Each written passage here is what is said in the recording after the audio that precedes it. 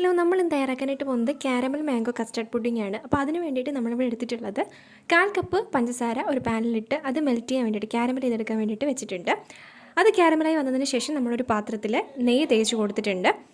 ഇനി നമ്മൾ ആ കാരമൽ ചെയ്ത് വെച്ചിരിക്കുന്നത് നമ്മൾ നെയ്യ് തേച്ച് വെച്ചിരിക്കുന്ന ആ പാത്രത്തിലേക്ക്, പുഡിംഗ് ഉണ്ടാക്കുന്ന പാത്രമാണ് കേട്ടോ, അതിലേക്ക് ഒഴിച്ചു കൊടുക്കാം. എന്നിട്ട് ഇത് മൊത്തത്തിലൊന്ന് ആക്കി കൊടുക്കണേ. ഇനി നമ്മളൊരു പാത്രത്തിലേക്ക് 1 കവർ പാൽ പൊട്ടിച്ചൊഴിച്ച് കൊടുത്തിട്ടുണ്ട്. അതിൽ നിന്ന് 1 കപ്പ് പാൽ നമ്മൾ മാറ്റി വയ്ക്കുകയാണ്. ബാക്കി ഉള്ള പാൽ നമുക്കൊരു പാനിലേക്ക് ഒഴിച്ചു കൊടുക്കാം.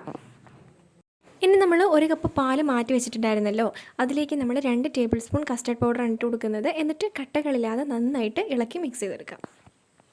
അത് നമ്മൾ നന്നായിട്ട് മിക്സ് ചെയ്ത് വെച്ചിട്ടുണ്ട്. ഇനി നമ്മൾ തിളയ്ക്കാൻ വെച്ച പാലിലേക്ക് നമുക്ക് മധുരത്തിനനുസരിച്ചുള്ള പഞ്ചസാര ഇട്ട് കൊടുക്കാം.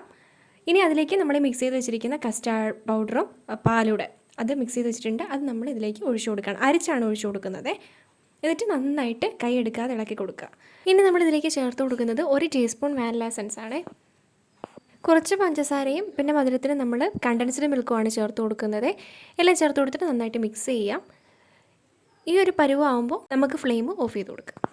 ഇനി ആ ചൂടോടെ തന്നെ നമ്മൾ പുഡിങ് ഉണ്ടാക്കുന്ന പാത്രത്തിൽ നമ്മൾ കാരമൽ ഒഴിച്ച് വെച്ചിട്ടുണ്ടായിരുന്നല്ലോ, അത് സെറ്റായിട്ടുണ്ട്. ഇനി അതിൻ്റെ മുകളിലേക്ക് ഇതേ ചൂടോടെ തന്നെ നമ്മളിത് ഒഴിച്ചു കൊടുക്കുകയാണ് കേട്ടോ. ഇനി നമ്മൾ വേറൊരു പാത്രത്തിലേക്ക് 1 കപ്പ് പാലൊഴിച്ച് കൊടുത്തിട്ടുണ്ട്. പിന്നീട് നമ്മൾ 2 ടേബിൾ സ്പൂൺ കസ്റ്റാർഡ് പൗഡറാണ് എടുത്തിട്ടുള്ളത്. അതിലേക്ക് നമ്മൾ ശകലം പാൽ ചേർത്തിട്ട് കട്ടകളില്ലാതെ മിക്സ് ചെയ്തെടുക്കാം.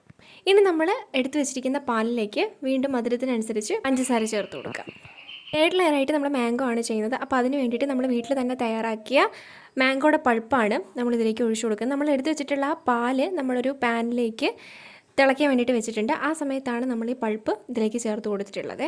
എന്നിട്ട് ഇതെല്ലാം കൂടെ നന്നായിട്ട് ഒന്ന് മിക്സ് ചെയ്യാം. ഈ സമയത്ത് ഇതെല്ലാം ഒന്ന് മിക്സ് ആയതിന് ശേഷം നമുക്കിതിലേക്ക് കണ്ടൻസ്ഡ് മിൽക്ക് ചേർത്ത് കൊടുക്കാം കേട്ടോ.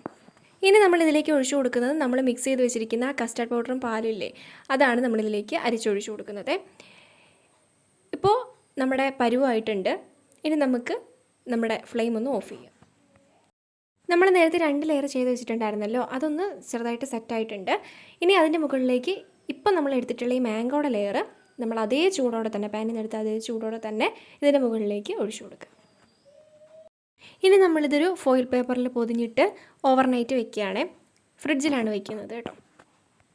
നമ്മളിത് രാവിലെയാണ് എടുത്ത് നോക്കുന്നത്.